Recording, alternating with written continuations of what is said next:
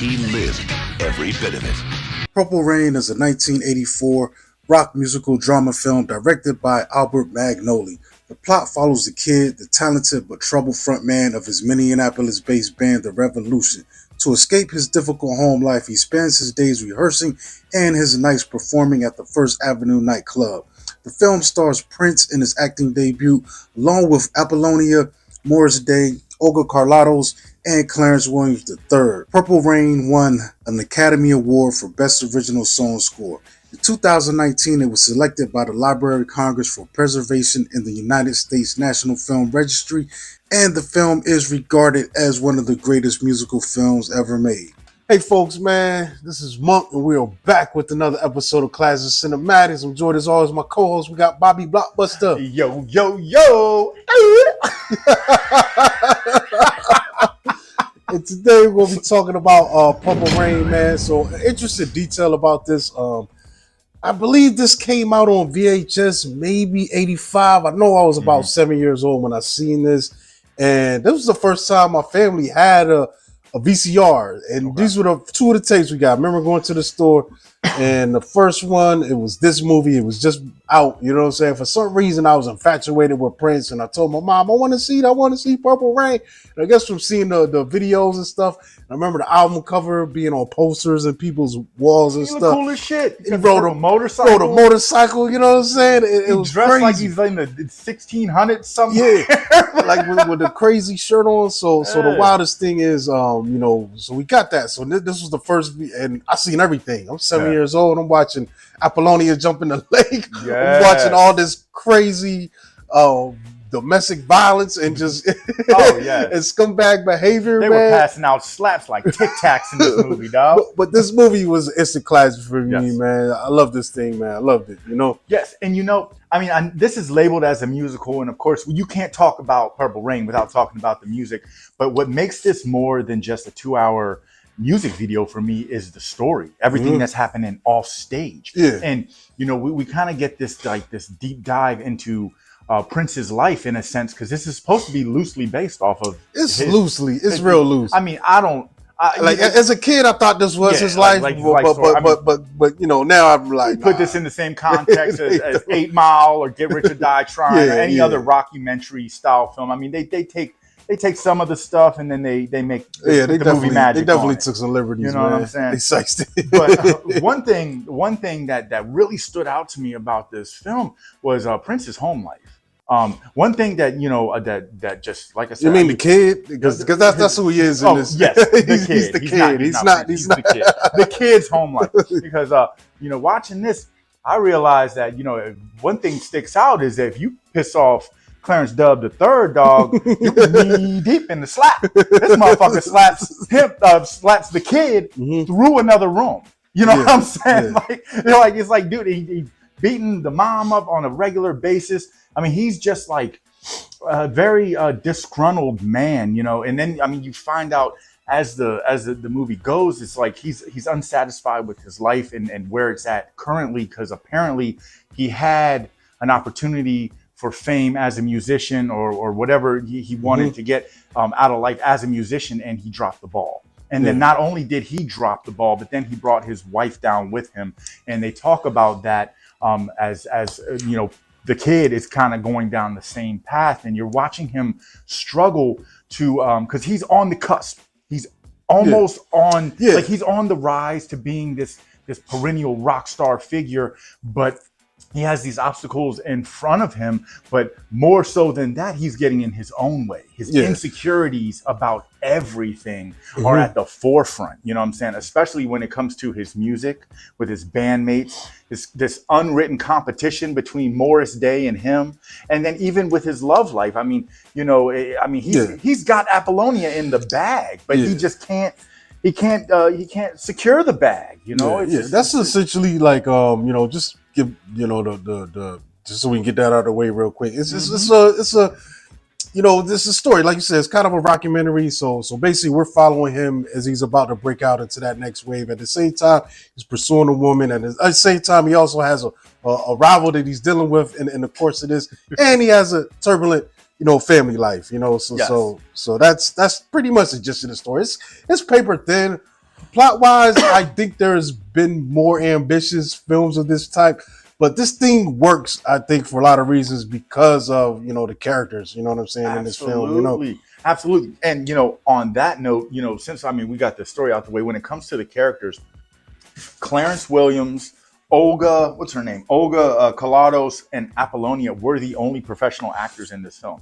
Everyone else was a musician or something of those sorts, and they killed their roles. You know what I'm saying? Everybody, had an impactful part, you know what I'm saying? Even if they were just, a couple lines here and there.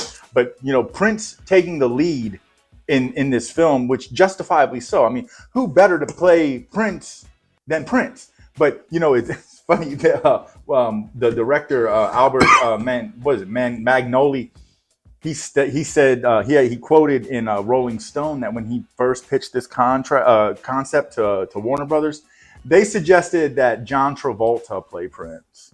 What? I was like, dude, the whole dynamic of this film would have been different. That is wild. Like, why? I totally thought this film was a Prince vehicle. I didn't even know that was a thing that was on the table. Like, what? Yeah, when I read that, I was like, bro, I'm so glad. Yes. They really lucked up with this, man. Yes. But, but like I said, what we get from Prince as the front runner, he carries a very emotional compass with his character. Like you root for him naturally, but you also you feel bad for the guy. He's going through so much, and he doesn't really have a firm grasp on how to handle it all, especially his doubts in his talents. You know what I'm saying? Every time he performs, it's great, but he doesn't see it, and he also with his doubts in himself, he also has doubts in his bandmates where, the guitar players, Lisa and Wendy, that for the whole movie, dude, they're like, yo, we got this song. Yeah, there's that trophy tortured artist thing going on, And the thing is, the crazy thing about the Lisa and Wendy banter, they said, because I was watching this and I was like, especially this time around, I was like, I wonder if he was really like that to them in real life. And apparently he was. Wendy was quoted to say that there was a time when the revolution was on rocks and everything, and he brought new members to the group, and then he kind of ISO'd the rest of the revolution. He wouldn't look at them, wouldn't talk to them. And then so Wendy and Lisa, they said they was going to quit the band. And then of course he talks them into staying. And then they did the Parade concert or tour, the Parade tour, 1986. Right after the tour was done, Prince invited them over for dinner so he could fire them, bro. But he's wild, man, and I think that elevates his film in a lot of ways because it's simple, man. But it's like Prince being Prince, it just jumps us up to another notch. We also get I think another person I love in this. Clarence Williams is dope as a dad. He is. He doesn't have a lot to do, but he's like the acting in this I think is mostly passable. But when he's on screen, it's like you got this. It's captivating. You got this theater trained kind of guy over here, Shakespearean almost, and he's holding these scenes together. Meanwhile, you got Prince over here barely able to be like, get off her, leave her alone. Stop, she heard you. He's barely hanging in there. But dude, so seeing Clarence in there is dope to give this thing, when those serious moments happen, I think it was needed to have a guy like this to really make it have the impact that it does. It was easy for he did it so seamlessly because pretty much he's doing three things on screen. He's sweating, he's yelling, and he's slapping. That's it. And he's smoking. Oh yes, he's smoking. That's the fourth thing. Yes, okay. But no, he kills it. Olga as the mom. She's okay. She does her job as a victim. And we're not condoning domestic violence, but it's all. Does a good job as a victim. Wow. We're not condoning this shit. We didn't make the movie. This is neither one of our life stories. You know what I'm saying? So, but it happens throughout this film. But the comic relief in this savage story really comes from Morris Day. Mm-hmm. He is by far my favorite character. He's like this narcissistic, egotistical cartoon character, dog. And then he's got the ultimate hype man in Jerome, which That, like, dude, they cruise around. They're like Rocky and Bullwinkle, dog. Like, it's just like watching cartoon characters in real life. Like, He's I so think animated. Outside of Clarence Williams, like acting wise, I think Morris does the best job in this film. Does. And he's a natural, which is crazy because he's a natural. I don't think he was acting really. Well, I think this was probably really him.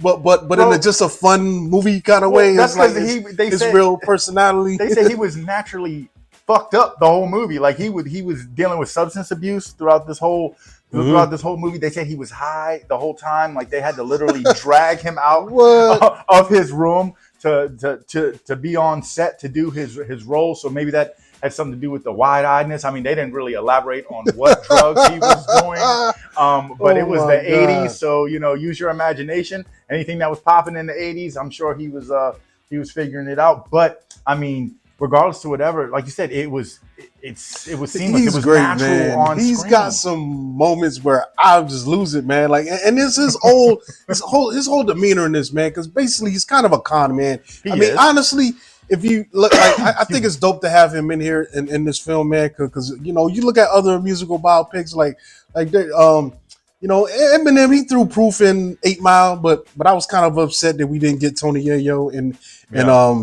get Richard Dye trying. Yeah. But to put Morris in here and to have them play off, because they have a good relationship, They did. And I think they had riffs over the years, but when this thing was going on, you could tell there was some camaraderie behind the scenes, and Prince put them on, and the chemistry that's going back and forth with their interactions is just so crazy to me. I love it, man. I love watching these scenes. What was your favorite Morris Day scene?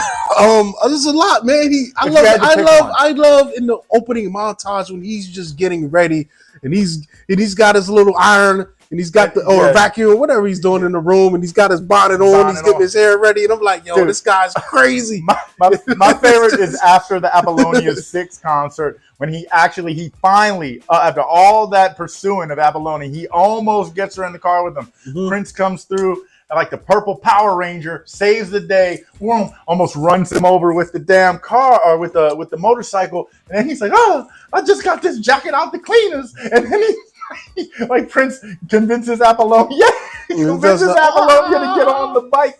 It's great, man. Like he's just, like I said, his banter, his dialogue is hilarious. But the funny thing too is that he says they counted 18 words he speaks to Prince throughout this whole movie. Prince says nothing to him. If you notice, every time they have an interaction, he just sits there and Prince eats just kind of looks at him like.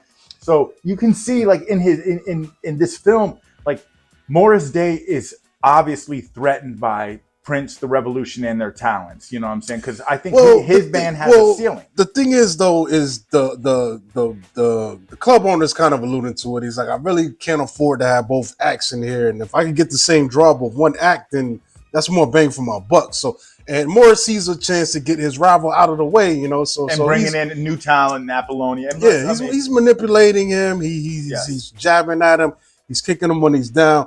But I think Morris is just such a great adversary to this film, and it carries over in other scenes, like the scene where he's actually trying to start the new group with Apollonia. He's recruiting the girls. Yeah. And that one scene when they have the tryouts and they dancing. The scene, he said, and he's just looking at. He's like, no.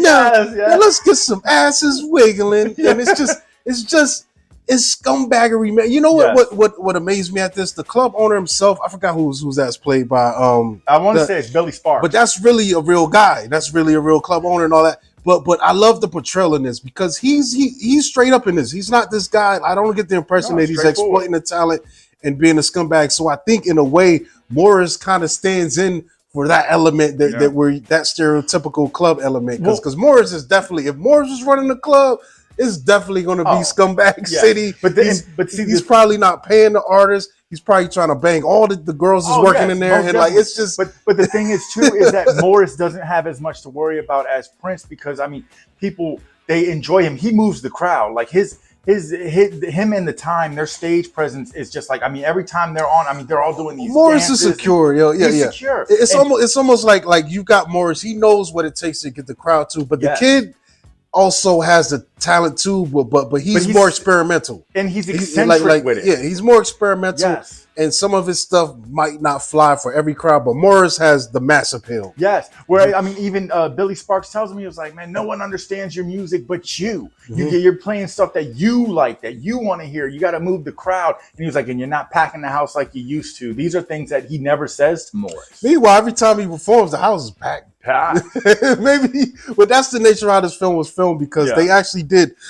I'm not sure how long it took, maybe a week, or to get all the live performances, but they actually, rented out a club and had crowds come in and have Prince do those numbers, But the other one other character that stands out, man. There was somebody else in here. Apollonia herself, man. I think that's dope how we get introduced to her, because and essentially we get all the three of these characters. Yeah. I would say Prince, the kid, Morris, and Apollonia are our main characters, and we all get introduced to them in that Let's Go Crazy opening montage, and they're all just trying to get on, and she's just coming to town. We don't know what her background is. We don't know where she fled. Maybe she ran off on the plug. And this episode is brought to you by Classics of Cinematics merchandise. Now, it's well known, I love to crack open a big green can of alcohol-infused awesome. The only thing that makes this beverage taste better is when I drink it out of this Classics of Cinematics mug. Damn, that's tasty. Don't be afraid to be cool. Get yours today by clicking the link below. Who knows? She don't got no money. She has to hop the She got money. You see that? Yo, that was like $47, dog. Nah, that was some bread. That was 2 20s and some ones. She had to hop the she showed up with a duffel bag and a dream. She has some money, bro. How the hell she rent that room out? Because she's. Because you see, if you look at the sign, it says rent by the week or by the night. Yeah, well, she had some bread because she was there for a minute and then like I said, I think she did a scam. Like she ran off on the plug, man. Came to town. I mean, and then not for nothing, she was able to buy Prince the guitar. That's what I'm saying, bro. She had money, so she came to town with a dream, which a lot of people do, coming to people that go to Hollywood and shit.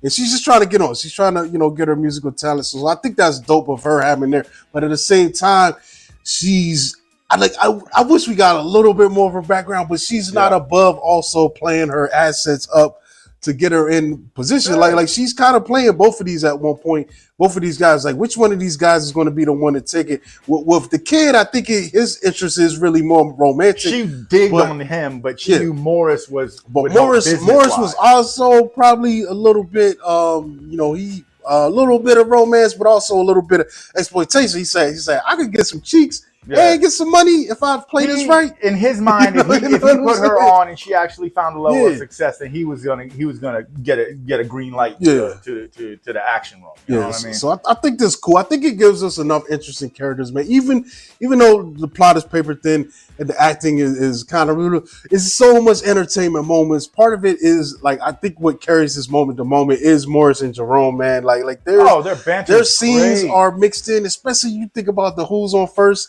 That's the password. Their password scene is a classic Who's on First thing. It's like, yo, I need a code for when my other honey's around and she comes in so I could leave them and he's like, what? He's like, what? That's it. That's what? What is what? What is the password? When he's in the club, he comes up to him. He's like, "What? Yo, yeah." What's that? What? He was like, "Yeah, what?" You know what I'm saying? Like, dude, come on, y'all. It's great, man. I don't think Morris was messed up when he shot that scene because the timing of it, it's perfect, man. It's like a one take. It looks like one take, and it's just like. It's just a great moment, man. And also, I just love Jerome's presence. And I had a thought earlier: who was better, man? Virgil from $1 Million Man, or Jerome? Or Jerome? I would have to say Jerome. Yeah, because Jerome was part of the dancing. He carried my man's mirror. I mean, he looked out for Morris Day. He was his hype man. He was helping him get the chicks. He was like his hype man, but also his best friend. There was an element of physical humor going on with them too, man. I loved it, man. Like that part where they're just sitting there, they're watching the kid go on, and they sitting there and they both put on the shades and. Like when Morris first pulls up on Apollonia and he's like trying to roll the window down in his car and shit, he's like Jerome, and Jerome has to do tap on the window to get to go down. He knows all the little things that he has to do. It's funny because to make Morris look better than larger than life. Morris couldn't function without No, Jerome there, no, man. And, no. like, it is crazy, man. Not at I all. love the dynamic, man. This is Definitely. great. But not for nothing, the driving force of this film is the music. The soundtrack. I mean, almost every song on this soundtrack was a hit. And then, what really works for me is this live performance element that we get. I mean, minus the song that they play when Apollonia and Prince are riding on the motorcycles. Oh, I love that. That's that's a great like song. my favorite joint. That's a great song. But I mean, Take Me With You. Yeah, when she has to cleanse herself in Lake Minnetonka, and then when Doves Cry. Those are the only two songs that don't come with a live performance. And the cool thing about it is even though all the songs were pre-recorded, Prince and the Revolution, they actually sung along live with the songs while recording to give that live concert performance element. You know what I mean? And you see it translates. Yeah, they did it that. Like I said, they took that time to record those concert scenes at an actual concert. And it's cool because and speaking of that, man, like those performances kill it, man, because when he does Purple Rain, and I'm like, I don't know if he was doing like that's when I was like, man, this mug.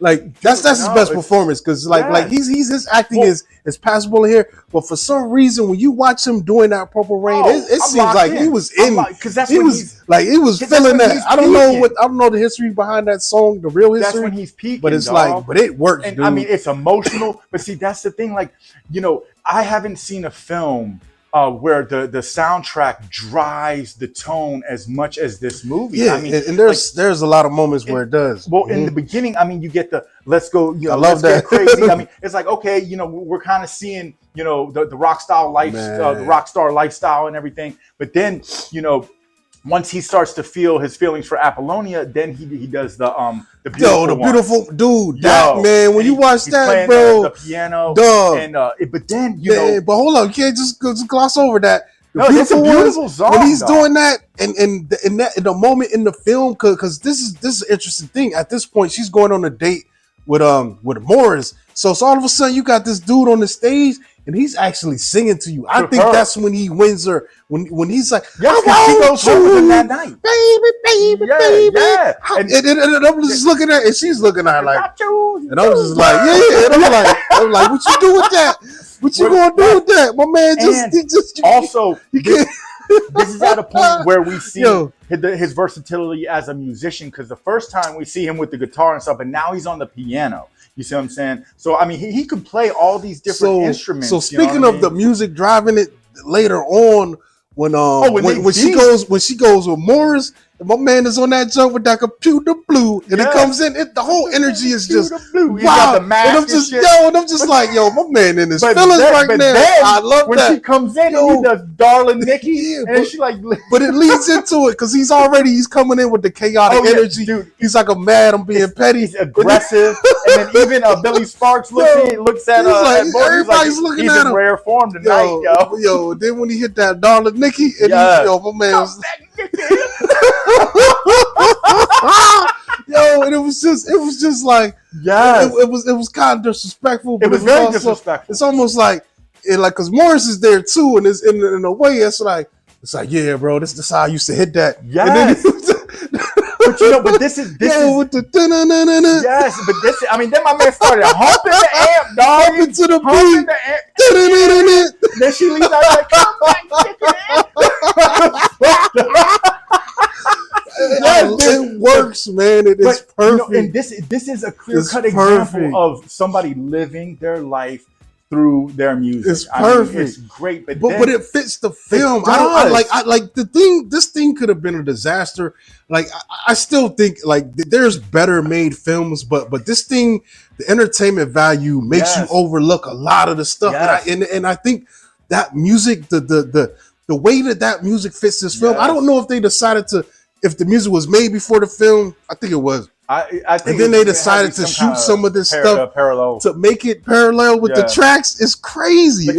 But then also perfect. Like you said, like after this all this turbulence and everything that's going on. Then I mean, after that performance, his dad tries to shoot himself but misses. So now he's all messed up and stuff. And then man, I love that scene though when he comes back. Like Dad clicks the light on. It's like, oh man. Well, I love when the aftermath, like, so you got the cops around and he's just sitting there and the music's like boom, boom, boom. Yeah, and then he's just and the cops is questioning the paramedics all around, and then when they leave, and then my man start busting up the stuff in the basement, throwing all the canned food. I'm like, man, you're gonna need to make some soup one day. You gonna come down there and all your canned tomatoes is just smashed, yo. Music rip. But you know, and that's crazy because that was the first time when through all that chaos he had enough time to actually listen to the Purple Rain song. Throughout the whole film, every time he tried to play it, something else happened. Either, you know, Apollonia came around, or the dad was yelling, or somebody came in, and then he starts playing it on the piano, and then, like you said, like, this is where, you know, everything comes in perspective. What did you get from the dad, yo? I feel like the dad was like a guy that was probably like the kid at one point, but somehow life got in the way. And like there's that part too where he says, he was like, never get married. Never get married. And then it's like, well, how do you say that as the child that was spawned from this marriage? I mean, and maybe, I mean, that's the thing. I got a feeling like whatever happened, like real life got in the way of his dreams, and he kind of sees the kid in a way going down that same path. But it's also like a weirdo jealousy thing because the kid has the opportunity to pursue his dream where for whatever reasons, you know, he got knocked off the path, and maybe it's maybe the dad was at that one point too, and it fell apart. And maybe the dad's just looking at it like, yeah, you think it's all good now? It's coming. But like that other footage was going to drop. Like this. What the dad was doing was he was applying a mass amount of unnecessary pressure on the kid because. You see, that's when. Well, he didn't really. He didn't even care. Or like, he acted like he didn't care. He acted like he didn't care. But like I said, I think it was more the dad, like seeing like it's like the dad. I feel like his hopes and dreams got shattered by the game, and I think he just in his mind. So he didn't want to see nobody else win. I think he was just convinced that was going to happen to his son too. So it was like, don't get too happy. It's coming. I mean, I kind of feel I don't feel like I don't get jealousy from him. I get bitterness and regret. But it didn't seem like he wanted his son to fail. I don't think he wanted him to fail, but I also don't think that he wanted to surpass what he was able to accomplish in his musical career either. I don't know. I feel like I didn't get that from him. But either which way, you know, the cool thing is, I mean, it sucks that, you know, that his dad tried to kill himself ultimately. But that was the first time where you see Prince gets this, like, almost like after he rips up everything, he gets this like breath of fresh air, like a sense of relief, because now he doesn't have that applied pressure. It's quiet in the home. It's,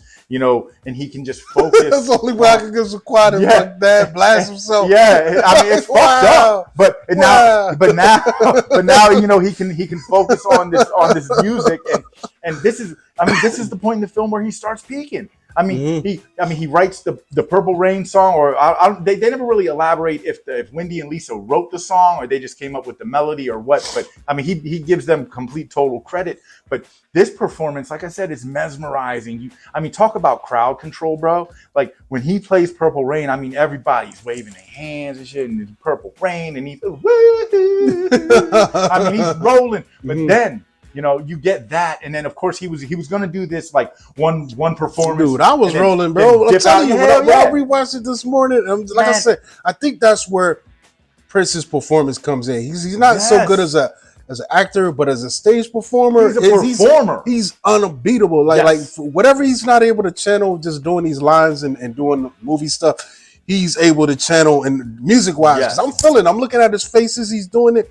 And he looks like he's feeling things as he's going through this music and performing, you know, this work. Yes, and then you get this ultimate performance in Purple Rain, and it's so good. But it's kind of cheesy though, because he runs back to the room. He's like, "Oh, I failed." Yeah, and then he hears, and they're like, "Oh," "Oh, cool." It's like, and he's like, and then he brightens. He's like, "Oh." It's like he had like a B Rabbit moment and shit like that. Get that spaghetti off your hoodie, man. You all right? And then he comes back and plays "I Would Die for You." And this song, I mean, talk about getting the crowd moving, dog. I mean, my man, I was right this morning, bro. I felt like I was in when church. My man catches the Holy Ghost, dog, and starts. He did like when they assemble, it was something. It was like some shit. They was doing something. It was like too legit to quit. The MC Hammer joke. My man, he's like doing this shit across the whole stage. Legit to. Remember, Yeah, that was the first two legit to quit, man. Yeah, That's man. I mean, it was great, dude. And like, I mean, I just remember like all my rewatches this week, and be it at home or if I got a little bit of downtime at work, whatever the case may be.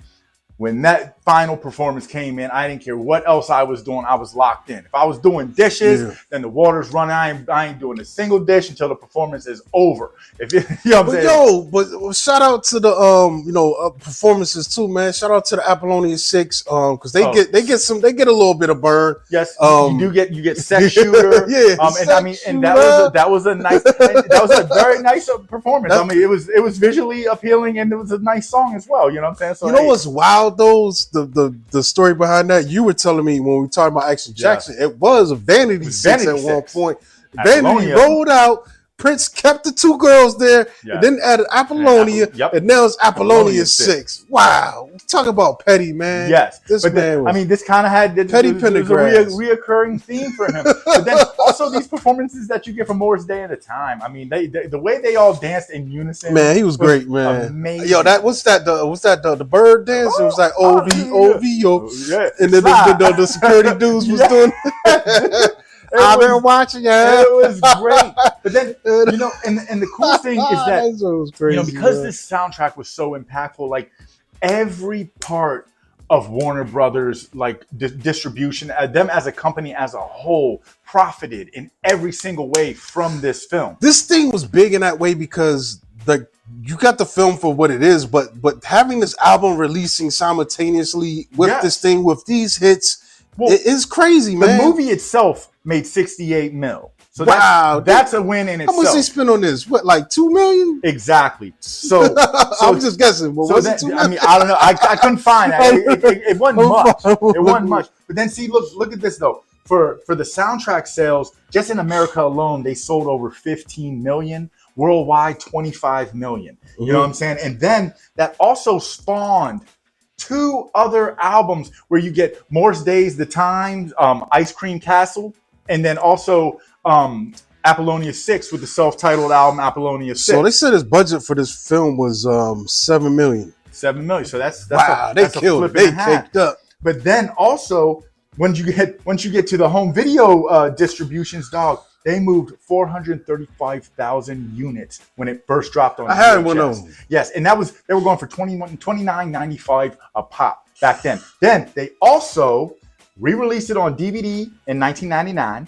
Then they also re-released that on Blu-ray in 2007, and then re-released it again with a remastered cut in 2016. So I mean, this movie as a whole, like, it flipped over more than pancakes, dog. Like it just, I mean, they was making big bread, and it sucks that there was some kind of like some kind of discrepancy between Prince and Warner Brothers at some point. That's why he actually started going by the symbol, because he didn't want them to be able to franchise and market his name essentially anymore. He didn't like, I guess his contract was just a bad deal, which most artists had at the time. So a lot of people don't know, but in the music industry, if you're a big artist, man, most of your money is coming from touring and stuff like that. And Prince has been able to have, or he was able to have a lucrative touring career, man, selling out tours and stuff. But he went to war against Warner Brothers, changed his name, wouldn't release any new music under his old name, trying to keep them out of it.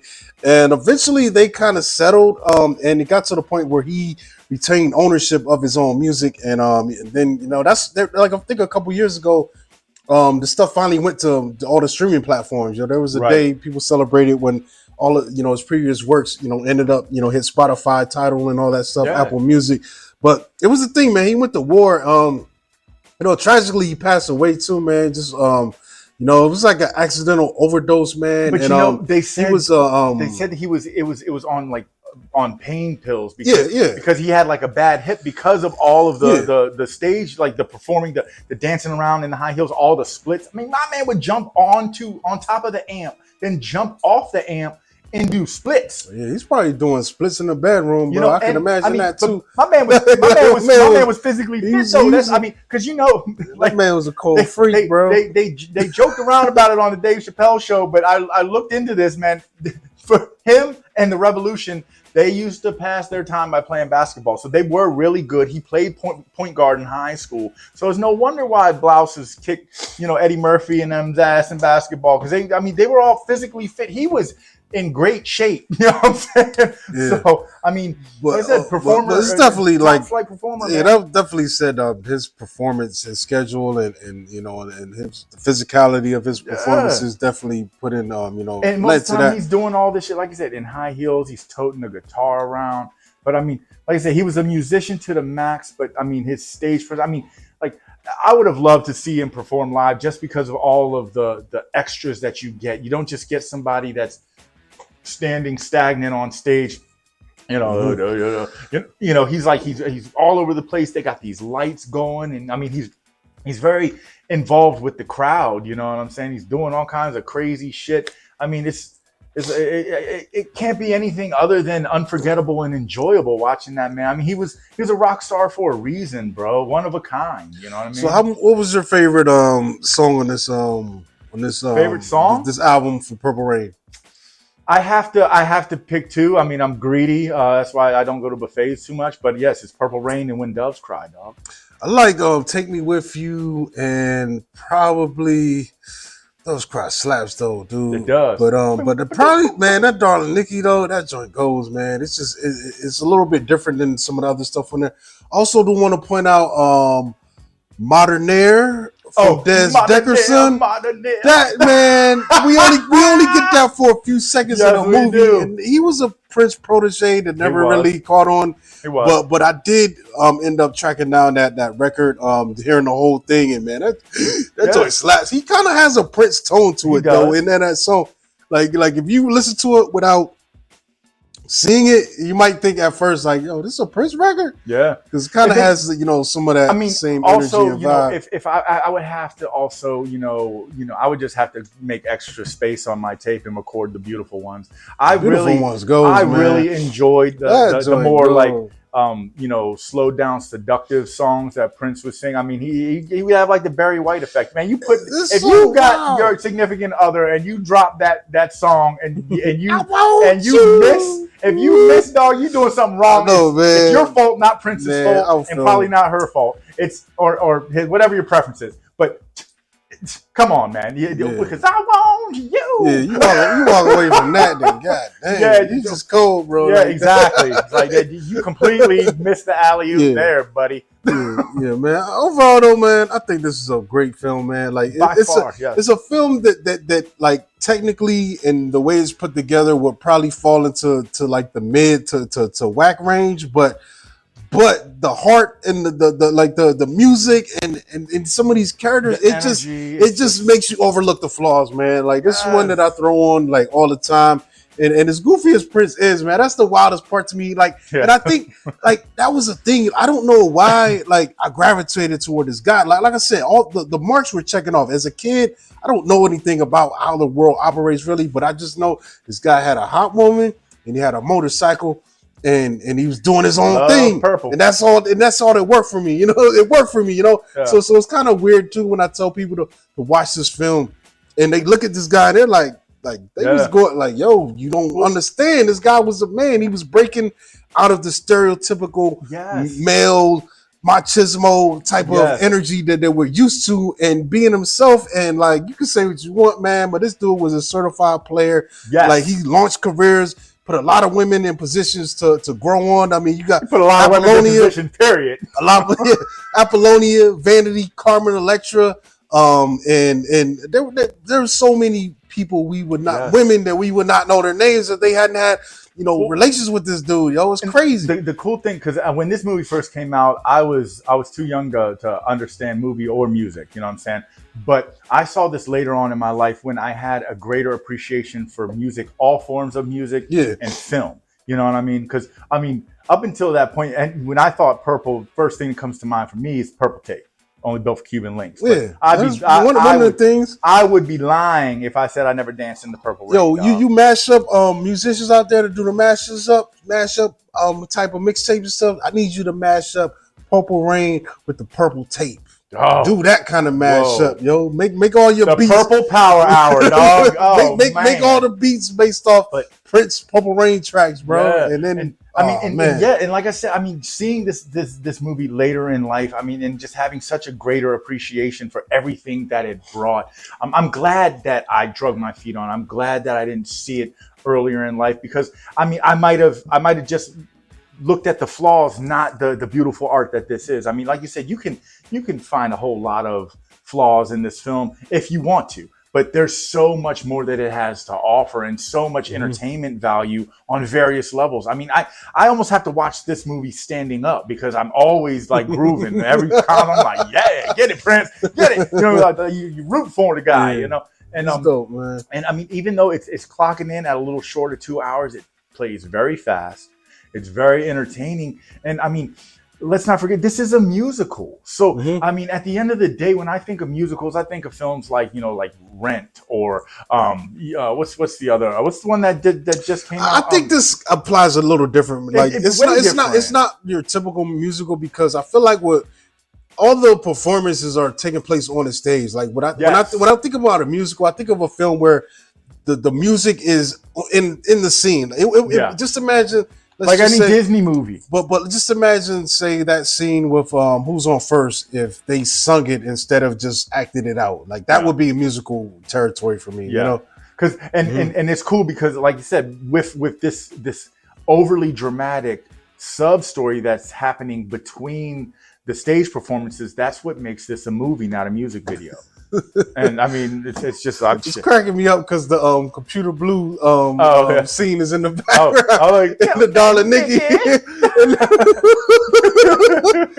This thing is great. Such an asshole. This is a good party movie. Like if you've got a few friends around and you got your little couple drinks and just watch this, and you could riff on it. And then there's gonna be moments where you're in your feelings. And you might even shed a tear. Yeah. A little purple drop. The boot into your own, like when flexible as fuck, man. Yo, I'm telling you, he was giving away moves, man. Yes, if you paying attention, like that's really what. Yeah, what? Hey, this is wild. I don't know. At 6'5", I don't know if I try to do that shit. You never know, man. I might end up in the hospital, dog. I'm like, oh shit! You gotta stretch, man. You gotta stretch, man. All right, man. This is too much. All right, let's get up out of here, man. This is a great film, man. Make sure you check it out. Make sure you check us out on the next Classes of Cinematics episode, man. Subscribe to the channel. We back, man. Check us out at Classes of Cinematics on Instagram. You can check me out at Monkey Blood on Instagram. Yes, and this is Bobby Blockbuster. You can catch me on the next show. And thanks again for all the love and support we've been receiving from everybody. Without y'all, there's no us. So just keep supporting, keep watching, and we'll keep doing this. All right, folks. We're out of here.